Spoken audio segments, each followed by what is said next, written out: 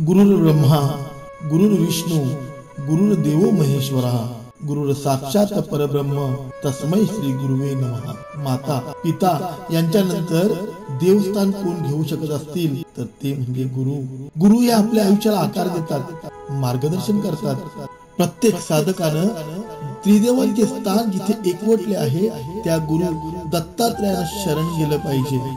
आपली सगळी कार्य त्यांच्या पायाशी अर्पण करून तस्मै श्री गुरुवे नमः असे म्हणत जे जे मी करीन, जे जे माझ्या ठिकाणी असेल ते त्यांना अर्पण करेन हा सच्चा भाव शिष्याजवळ असेल तर गुरु त्यांचा नक्कीच उद्धार करतात। अशा गुरूंचे आशीर्वाद लाभावेत म्हणून देवाची पूजा करताना देव भेटला नाही तरी या तिघांमध्ये देव पहा असे सांगत आपली संस्कृती म्हणते मातृदेवो भव, पितृदेवो भव, आचार्य देवो भव।